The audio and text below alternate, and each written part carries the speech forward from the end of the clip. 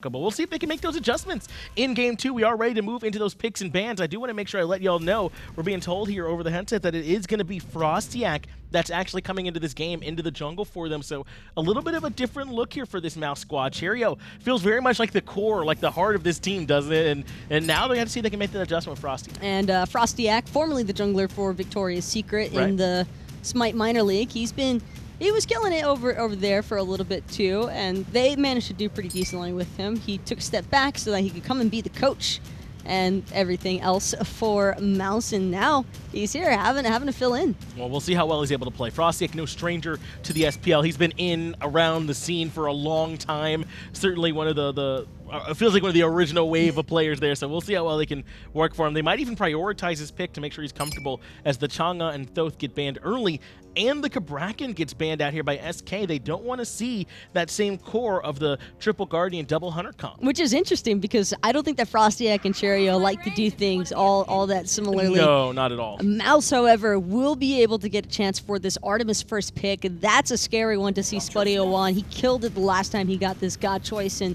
I think that this also plays perfectly into what Mouse like to work with. And he's done such a good job. How much more comfortable do Cheerio and Dardez in particular look with how well Spudio's been playing? They really are freed up, I feel like, to move around the map even more aggressively. They don't have to worry about coming back and making sure the dual lane's okay. It's just a peace of mind. It is, I think you can tell that there's just a breath of relief from the entire team ever since Spudio came to fill in and took over for Jermaine there. Susano, though, no real surprises, and I actually like that Mouse are prioritizing FrostiaK's pick here in the top 3 picks, because otherwise you run the risk of SK just trying to ban him out as much as possible with their 3rd and 4th choices. Some of the other guys that I think we've seen a decent amount of from FrostiaK would be like the Humbatses, a little bit of Cirquette also. And speaking of Humbats, looks like that's Faeles has got a choice. It's going to be over there on the side of SK to provide a little bit more crowd control. And ordinarily, Taco, I'd agree with you to prioritize his pick. But because it's the Susano, I just don't know that SK would have banned it unless they just know that's really what FrostiaK wants to play. And maybe a chance to get SK to waste some bans. But more importantly is just to make sure he knows he's got the pick he wants and that it fits into their composition. Because if Susano has the pull or the Typhoon and either Spudio or BigManTingz is nearby on this Discordia, that person is dead. Normally, I'd probably be a little bit more on your side with that because I don't think that this is a pick that we see getting banned very often, if at all, really, in the SPL. But since SK most likely know that this is FrostiaK they're about to go up against, they also are very well aware of his God pool. I think the same could be said for both sides. Even though FrostiaK is substituting for Cheerio this one game, he is still familiar enough with the pro scene and the players. He's had to play against a lot of them for quite some time before he dipped into the SML, and now it's a chance for him to prove that he's still got it. Now this is interesting, Taco, to move over towards the Hunter side of things, because Mouse ban away the ROM and the Honor. They're really taking a look towards trying to limit what can be played over there in that Hunter role by Funballer, and he comes down to the Uller with the Honor taken away from him. We talked about this Uller before. He can be strong in lane, but not the best team fighting Hunter. I think Uller wins this at level 1, and then after that it's Artemis. Artemis pretty good. That's how I feel about things, in all honesty. I think that Mouse still managed to get everything that they possibly could have wanted. Curious to see how this Amir plays out. I'm assuming that this is for Dardez because I think that Artio solo might fare a little bit better against whether it's the Cerberus or the Odin, although looking at SK's composition, probably prefer to see that Odin in the solo lane. I think that might be what it is, that Odin over there. Either way, Artio does have some healing, and either one of them have a decent matchup into that and sort of mitigating it. But Artio doesn't rely too much on that. She's still going to be doing a lot of what she wants to. I'm a little surprised by this Amir pick coming through, though. I mean, the walls, a lot of jumps available for SK. It can kind of trap in the Giannis, but most people can kind of get away from it. Most people can't. That is another reason, though, why I like the Artio Cripple Field, Discordia with the Strife. Even Susano has his Wind Siphon, so multiple ways for Mouse to try and either keep SK confined in one place or pull them towards the team. I think that that's a decent amount of crowd control there. My main concern is that even though Mouse were able to get the Artemis, I think SK did a great job selecting a composition that could punish her very heavily. I mean, the entirety of SK outside of the Uller, I think, can easily stay just on top of that Artemis. So the big thing here is going to be whether or not Mouse can truly protect Spudio. I also kind of like the Amir into the Uller. If he's not already in the axe stance, freeze is one of the best ways to punish him while he's in bow before he can try and jump away. So there might be some interesting matchups here for him. But now you got both drafts, Taco. I'm asking you real quick, which one of these teams you leaning towards? After that Game 1 performance, I think I'd still have to give it to Mouse. All right, sounds like we're leaning towards Mouse, at least here on the desk. Let's see what the casters think and take it into Game 2. Pretty interesting one here, as we heard. It's going to be FrostiaK. Yes. Instead of Cherio. Should be an interesting one, especially after the great performance Cherio had in game number 1. It's very unfortunate. You know, sometimes you never know with Cherio whether his internet connection is going to be stable or not, living in Egypt sometimes. And the thing of the matter is FrostiaK having a lot of SPL experience, but it's been a while since he's been playing competitively. Sure. And he has to step up to the plate here because with this 1-game lead, Mouse needs to close it out. Yeah, it's going to be interesting to see if Mouse can carry FrostiaK to a Game 2 victory. Who's going to win? Here's what we asked you guys out there in Mixer chat.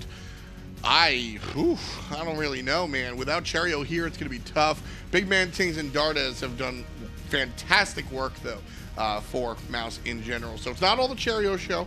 So it should be interesting watching this one. I think Mouse's game plan going into this is protect Spudio. First picking the Artemis for him, trying to make him most comfortable going into this game.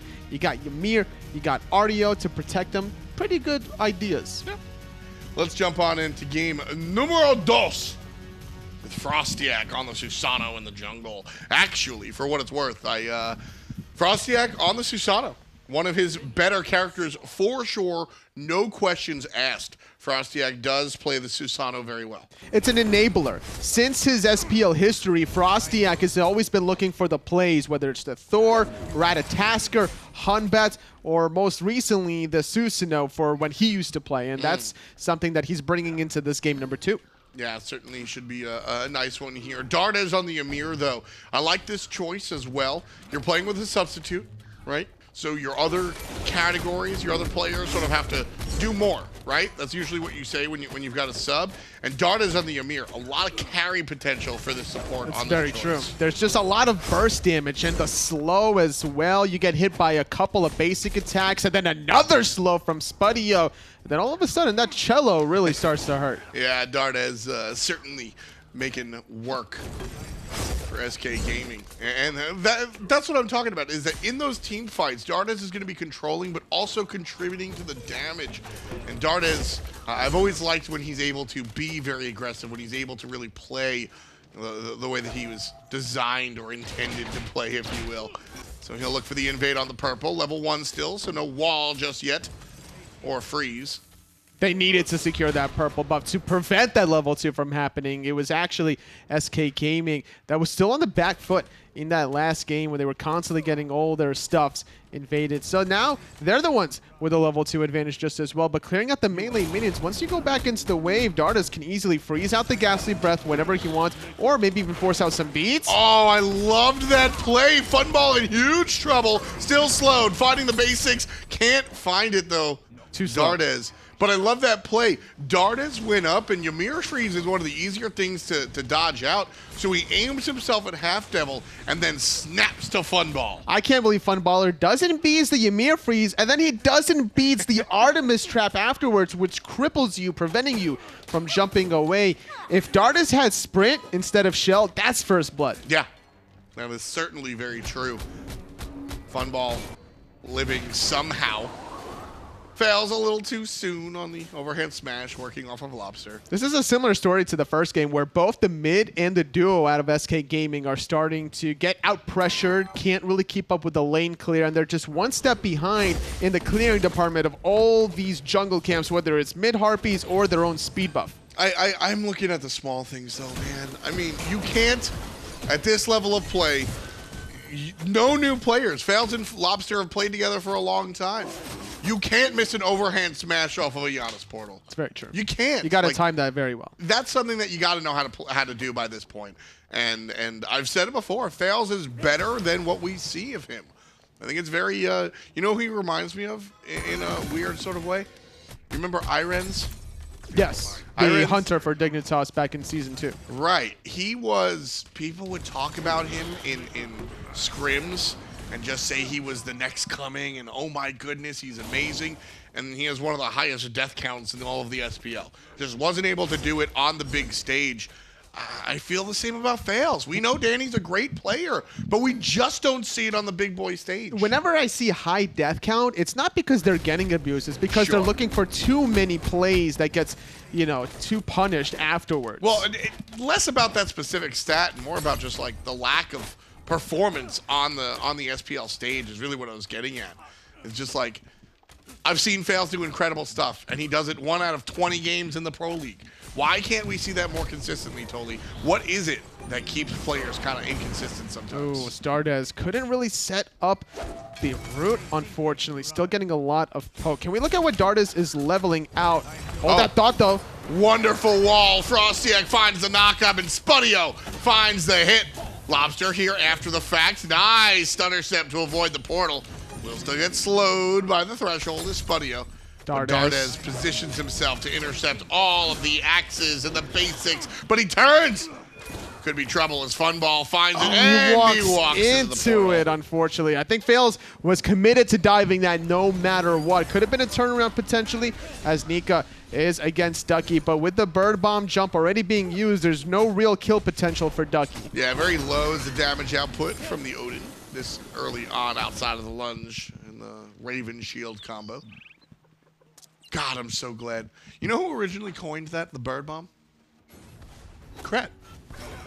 Back when Kret, now a designer on another one of hi-rez's games called previously Paladins. Now he's working on a game called Realm Royale. But he, back in his commentary days, we were the crazy dynamic duo. And he coined the bird bomb. Did he have any other fancy nicknames? No, it was always me. Which is why I was so excited. It was a Kret. He got one. You actually got one. You know, you let the bird jump out of the cage. No, no, just don't. And then he bombs. No, not the thing. Not the. See, he experienced his own falling, and he's like, "Oh man, I'm a baby bird, and I just bombed into the ground." No. Odin does the same thing. Not how that. No. That's what Faeles says to Nika. No. Faeles just dunks on him like a bomb. No! It's a little monkey bomb. Really important that Faeles gets that kill, though, right there. He needs to contribute. He needs to be the power. And I say this all the time. SK Gaming look fine when Lawbster's able to do Lawbster things and when Funball's able to do Funball things. But what happens time and time again is that the enemy jungle usually just has a crazy impact on the game, and Faeles comes up short most of the time. With that said, Bats has been one of his most successful characters to date. Love him on this choice because it allows him to bring not just the damage, but also the control. I think it's very important for what Faeles wants to do, and allowing him to have fear no evil at his disposal at a moment's notice is really big. A lot of junglers have been looking for these single target plays, but Faeles caught between a rock and a hard plays. Jetstream just off the mark. Through space and time from Lawbster. They're trying to catch up FrostiaK. They have no mana. I just...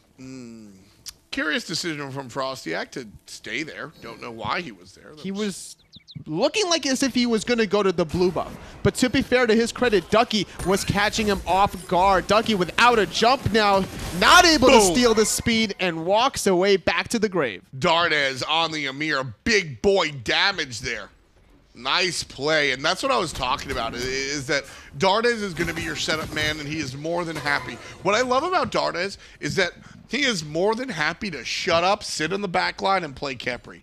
But he can be this hard carry on the Amirs and the aggressive support characters that he likes to play. And sometimes when you see support players like that, they demand the spotlight and they get ahead of themselves trying to always play that position. Dardez takes it as it comes. He'll play Sylvanas and sit in the back and look for pulls, or he'll get up there on the Amir and start making use of that Frostbite passive. Dardez has quickly become one of my favorite players in the Pro League. I love his approach to the game. I love his style, and I love his ability to play different things. I think that's what makes Mousesports so successful, especially when you have an oddball jungler like Cherio. the flexibility is key. Ymir is one of these traditional Guardians that fits to Dardez's style with all the damage. Normally, a lot of supports will go for something to set up your teammates. And when we were looking at what Ymir was leveling, he was maxing out that Glacial Strike, the second ability, which is on a very short 8-second cooldown, brings a lot of damage and applies the slow. But a lot of other supports will tend to want to max out the Freeze, which just goes for more duration. Starts off at 1.25 all the way to 2.25, where that extra quarter second per level gives enough time potentially for Spudio to follow up with the trap. There was about 1 out of 3. Hold that thought though, in the middle lane, a lot of trouble. BigManTingz with the produce delivery. Lawbster in the wrong aisle. He's going to go ahead and fall down. Just like that. The junglers making the impact. So much burst damage potentially between FrostiaK and Faeles that these squishy mid-mages that don't have Warlocks that finished quite yet, even though that's where Lawbster is leaning towards, will get punished. And it's not just Dardez. I was talking about the flexibility. It's the entirety of the team. I mean, just so wonderful to see BigManTingz come out game number 1 and play Medusa, and then game number 2 play Discordia. It's the flexibility of this Mousesports team that makes them so scary. I think you look at Cherio and you say, okay, they played 3 frontline, 2 backline, big deal, Tom. But big picture, totally, there are so many different approaches that this Mousesports team can have. They're number 5 now, and I'm not saying they're number 1 tomorrow. But as they become a middle-of-the-pack team, with multiple strategies is somewhat scarier than a top-end team with just one. It's definitely true. Going from a mid-hunter, going into a mid-mage, it's not just that switch up. It's going from the Guardian jungle into the physical assassin style, which is why we see the Discordia. They're expecting FrostiaK to do a lot of damage, but a lot of damage onto HalfDevil. Jumps over the wall, but FrostiaK was there just waiting for him. Now Ducky and Faeles on the retreat after stealing away the blue. Yeah, 4-3 right now. Mousesports, not going to call that a lead, totally. It's just the first blood bounty, pretty much. SK have done a great job of keeping themselves in this game. Spudio doing a great job of keeping his red buff in this game here. Nice defense there. Or I guess maybe SK Gaming got it. Yeah, they did. Whoops. And they walked away. Not able to pick it up was Lawbster or Funballer. Funballer still had the purple buff, so he couldn't pick that up. But Lawbster didn't want to commit too close to that sort of action. And still securing their own red buff. Faeles jumping on Spudio, but a beautiful boar. Yeah, the CC immunity. Spudio just outplays Faeles there. Just outplays him. Dardez picked up and likely to get dropped down. Accident! I'm sorry. Goes through the portal at the last second, but Lawbster seals the deal. I'm surprised Dardez didn't use his ultimate to prevent that initial knockup. It must have just came off cooldown. HalfDevil.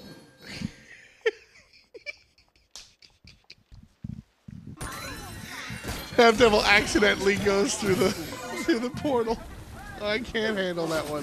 BigManTingz takes out Lawbster real quick, but he's likely to fall after the fact. Ducky drops the cage, but BigManTingz able to jump on out of there. Chaotic.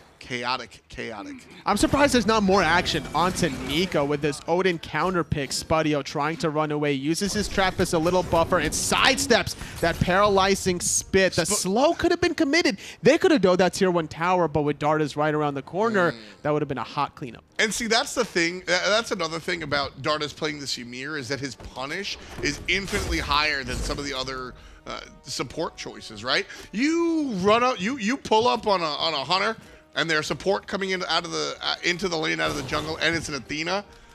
Okay, you might get taunted onto the tower. That's going to be tough. But frozen, slowed, and the ult damage, you are guaranteed dead. Oh, FrostiaK dashing away from the Fear No Evil, and Nika was just too far away. This time, Mousesports do secure their own blue buff. No more shenanigans from SK Gaming around that side. And look how much damage HalfDevil just took from BigManTingz. 5-level disparity between that mid-mage against the opposing enemy Guardian that doesn't have any magical defense to write home about. Yeah, a little bit rough there with the build just featuring Sovereignty on both sides, actually. Very interesting that we see identical Sovereignty first Guardian builds.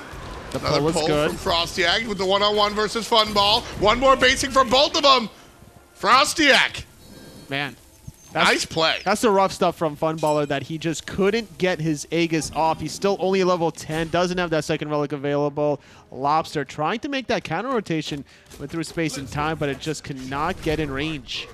Spudio, what a guy. I mean, this guy has just been such a performer for Mousesports so far. And what I really like is his chase down, watching him chase down players and find the spacing for the basic attacks. This guy is a practiced player. Certainly a rookie to the SPL scene, but I don't think that, one, I think that plenty of European players are already familiar with him and his prowess. And two, I mean, just performing like a veteran. It makes it easy when Dardez and FrostiaK are in the front line doing the damage you need to clean up. This Artemis for Spudio has been so successful already in the second game. Sitting at 2-0, he helped find the cleanup kill onto Faeles. He timed his board perfectly to survive during that red buff gank attempt. And Mousesports getting closer to that mid-game Artemis form that can easily solo the Gold Fury, same way that Spudio started the Gold Fury with the ROM in game number 1. Already a little bit tough seeing that the Artemis is at number 2 player damage overall. It's only going to get worse. That's very true. Artemis is not an early game character. This is one of those things where you would wish BigManTingz didn't deal as much damage to allow this Artemis even more from the Discordia passive. Oh, you're not going to get your wish. Never mind, because without the Discordia passive, maybe HalfDevil lives. You're not getting your wish there. Nice setup. I mean, that's as classic as it comes. Freeze the bad guy and shoot the beam, right? Like... You're going to need crowd control reduction. A 2.25 second Ymir stun is nothing to scoff at. Oh, FrostiaK through the portal! He missed. Of course he misses the ultimate. Lawbster gets out of there! Yikes. That's a pretty big ultimate, I'm not going to lie. That's going to be a yikes. Ouch. No. Bad look. See, there's a difference between playmaking opportunities, which certain players just have that natural instinct. He saw the play happen in his mind, right?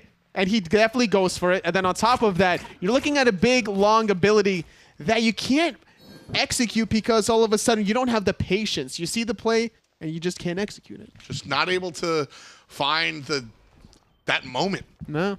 Really need to do more work to get the reward at the end of it. That's the thing. You have to find yourselves in these team fights and these opportunities. And FrostiaK right now is playing for a potential career. He's not taking Cherio's spot, but as a jungler put on the SPL stage, right now is where he sort of shows his stuff. Dardez completely collapsed on. BigManTingz not going to find the ultimate. Apple. Dardez survives? That's how? Not right. Level 11 Ymir walking away cleanly. Funballer taking so much damage from this level 16 Discordia as Lawbster jumps away. FrostiaK going to get clipped by the bird bomb, but Ducky without his jump is in a lot of trouble. Yeah, Ducky just jumping into too many players. FrostiaK follows him out of the cage, makes up for the dropped Giannis kill there. 3, 1, and 3 for the substitute jungler here. FrostiaK certainly putting on a show. And what I was saying is that, look, I mean, people are always watching the SPL. FrostiaK coming out here today, this is his opportunity to kind of be the guy and impress teams that might be looking for a jungler. I don't think Mousesports is looking for a jungler anytime soon. I love you, Faeles. SK could probably be shopping. It very well could be. Gold Fury being attempted by Mousesports, but it's all a bait. They want more kills onto HalfDevil. The freeze goes off. Apple connects this time. Pop goes the Weasels. BigManTingz with another kill. Lawbster also gets a spread too, but he's going to be fine after that. Half HP on the Gold Fury so far. SK Gaming with the full retreat. And the Gold Fury goes to Mousesports. And as famed philosopher Soulja Boy says, easy. Make this stuff look easy. Mousesports just way up front. Getting even more bang for their buck. Transitioning to the dual lane for another 500 gold. You wanted the stuff after the stuff in the last game. Yes, with please. The pick onto HalfDevil this time around. Feeling very confident to go for maybe even a tier 2. I love the wall from Dardez. Just extra BM on top. Just a little talk to the hand because the face ain't listening. It's also a little bit of a line of sight blocker. You're not going to be able to see people over the wall. Ducky is doing a good job Dardez preventing the vision from Ducky to make that chase happen. Also the all-out run, right? You teleport in, you're just holding W, you're trying to catch up. You have to go around the wall. Nice play there. It's all about the angles. Yeah. You got to insert it 45 degrees all the time. Yeah. You know about It's the most, yeah, because, you know, A squared plus B squared equals C squared, right? Oh, I was actually just going to make fun of your MySpace page and all of your selfie angles. Don't talk about me in my top 8 like that. Am I in your top 8? No, Tony? you're not, Tom. I'm not in your top 8. There's only one Tom in my top 8, and it's not Battinger last name. First of all, if you have MySpace, if you have actual Tom in your top 8, you're a noob, and we got to talk about this.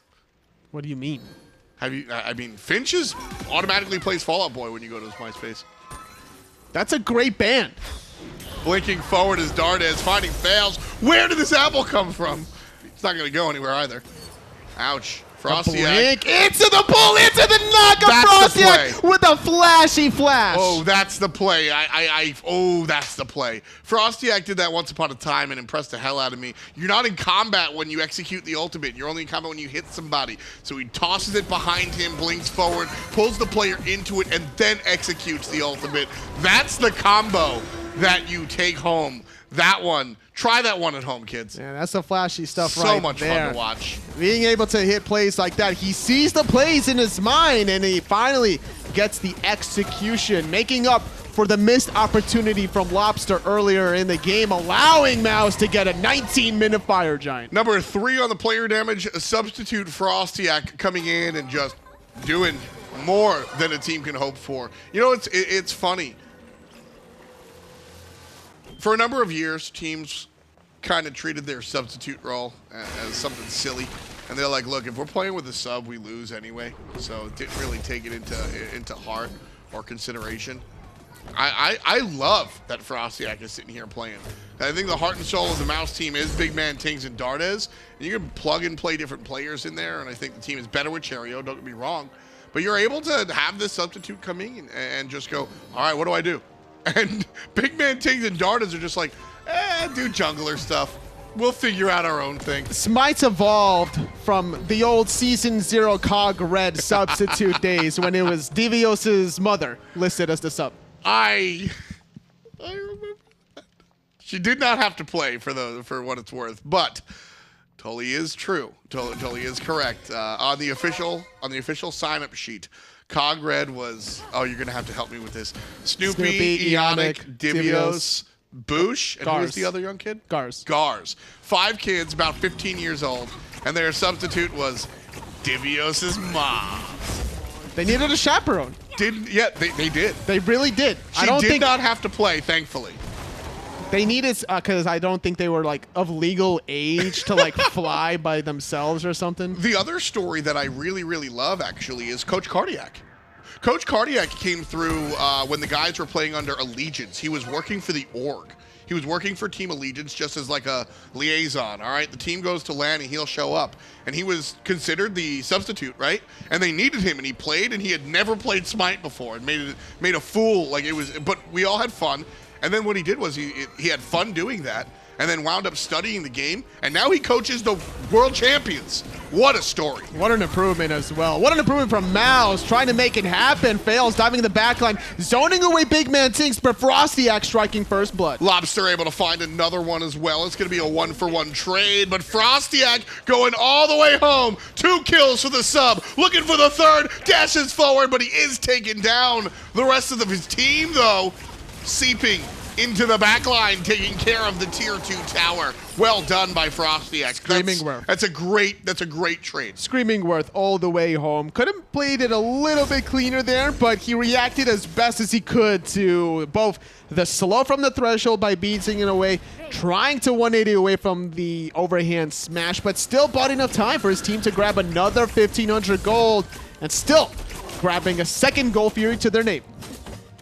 FrostiaK played poorly, I think, as a whole, when you talk about his previous career here. But it's interesting, because I'm watching him here, and he's playing fantastic. He's out of his mind right now. And really, I think it's the metagame.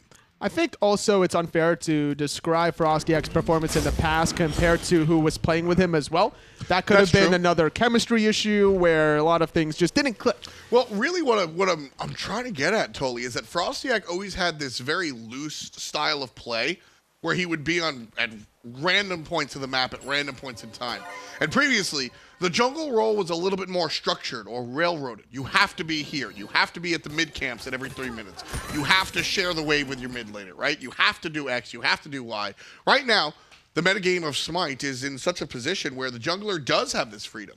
And now I see myself watching FrostiaK, and that freedom that hurt him earlier in his career in the jungle, he would consistently be underfarmed, very similar to Raffer when he was a jungler, because he was looking for big plays elsewhere on the map. That freedom that kept him back in previous metas, I think is catapulting him here in this current freeform meta. Where, like, he's an odd part. People are dying because they don't expect him to be where he's at, and I think that's a positive. People forget how he used to play. It's been a while since he kind of showed his stuff in the SPL experience. A lot of these players on both sides of the field has played against him for the most part. All back in season 2, 3 when FrostiaK used to play. All of these players outside of Nika, I think. Nika probably did play against him when he was in Sanguine. But still, yeah, that's true. He did play in Sanguine back in the day. And anyway, regardless, my statement was, when you forget about how a specific player kind of plays, you forget these little tendencies and nuances. No one expected that play, that blink play, the Typhoon blink pull into the Typhoon knockup behind him. That's the FrostiaK special. That's like very unexpected because you don't see Adapting Cubo Fred doing this anytime soon because of the risk versus reward. You'd rather go for the guaranteed play. And you're relying on a lot of your teammates. FrostiaK bringing in a lot of new hotness in this team. Very, very cute here watching FrostiaK have a great game. This is a fantastic game for FrostiaK. One of the tales to tell. Mousesports with a substitute, 12,000 gold up above SK Gaming, 25 minutes in. This is a significant lead here, folks. And Mousesports in a position to just take this one. They're about to close out this set with this kind of a lead, honestly, as long as they don't really dive the fountain too deep. HalfDevil trying to hold onto this right side. Phoenix. Nika going to get hit by the monkey bounce, daring Faeles to teleport to him so the rest of his team can react. Yeah, he's sitting there. He's sitting there like, I wish you would. Just please do it, buddy. Pretty much. BigManTingz and FrostiaK trying to hide around the corner.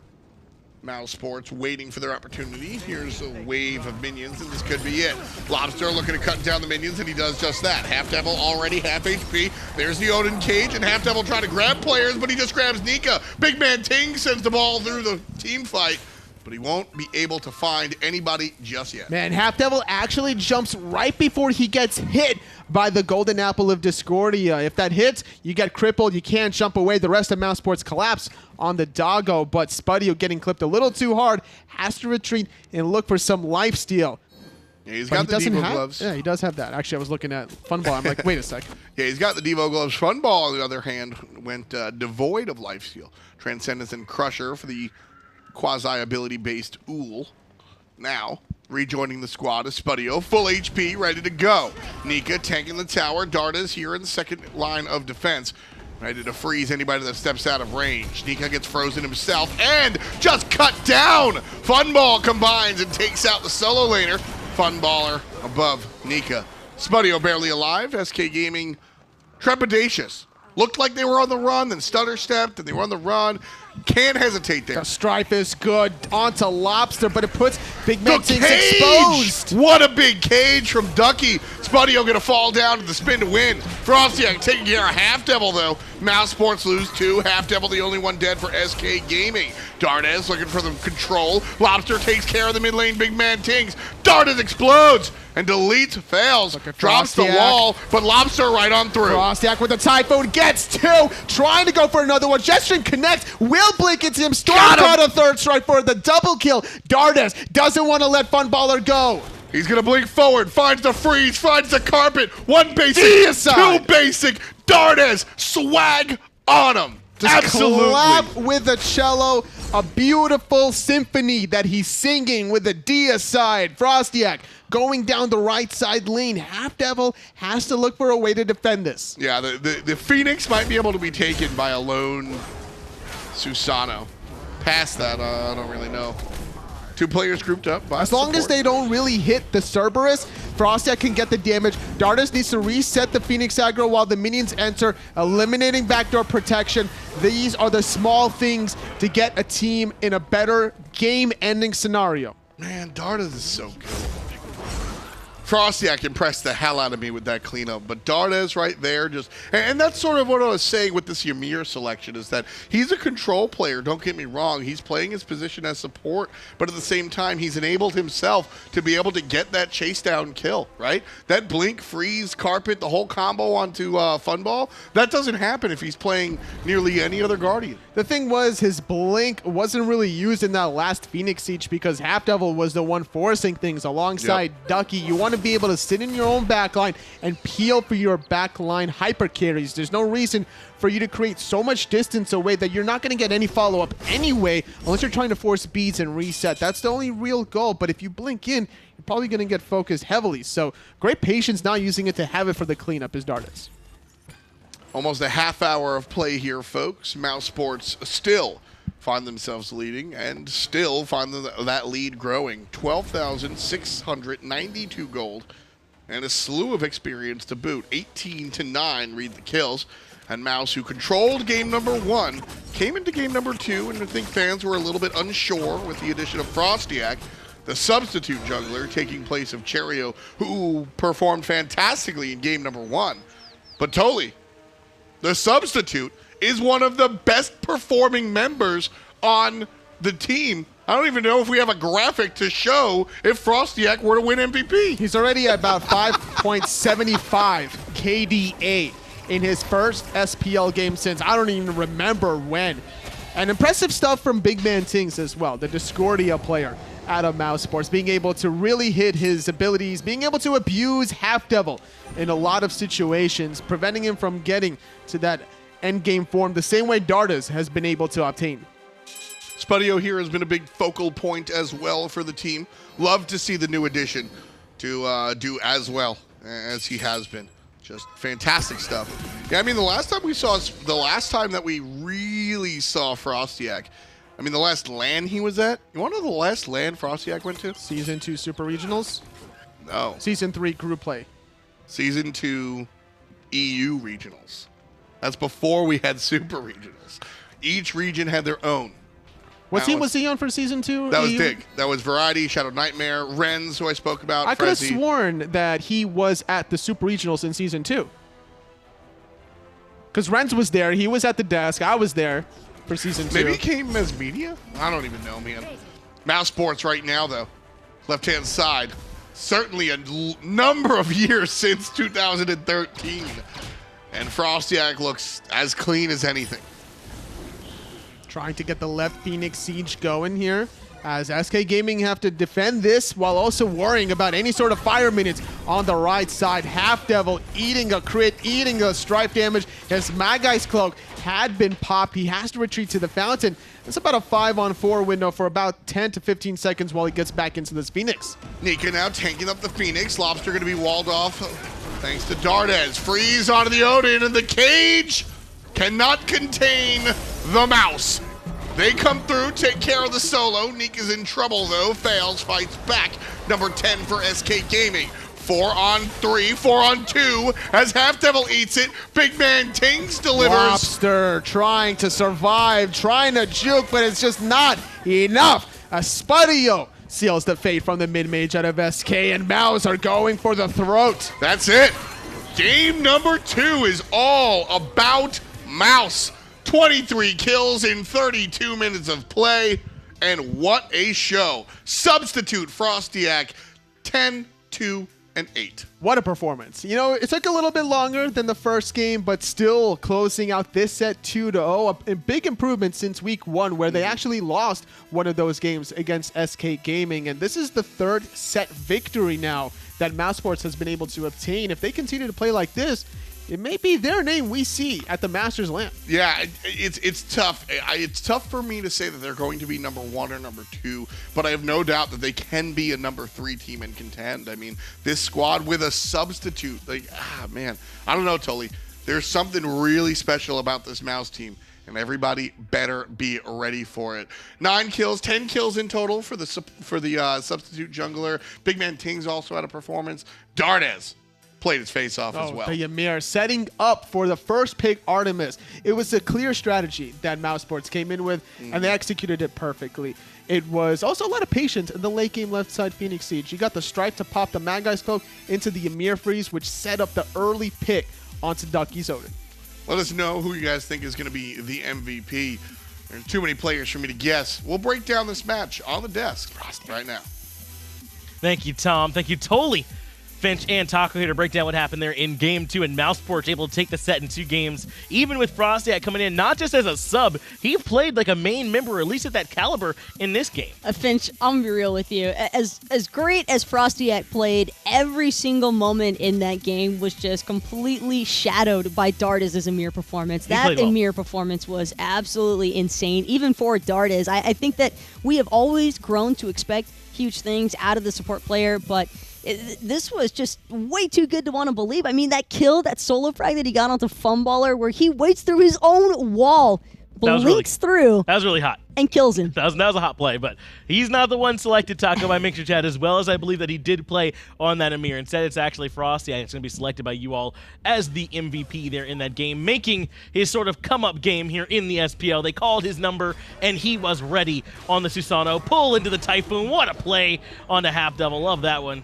He just kind of had his own highlight reel going this game. His very own player-coach perspective Yes. all the way. But this time, a success story. We don't get to see those too often because SPL is not a very easy environment to hang with. But FrostiaK used to be here not too long ago, and, well, we got a little bit of insight as to why he was there for so long. This is a heavily competitive environment. I think he did a great job filling in for Cherio.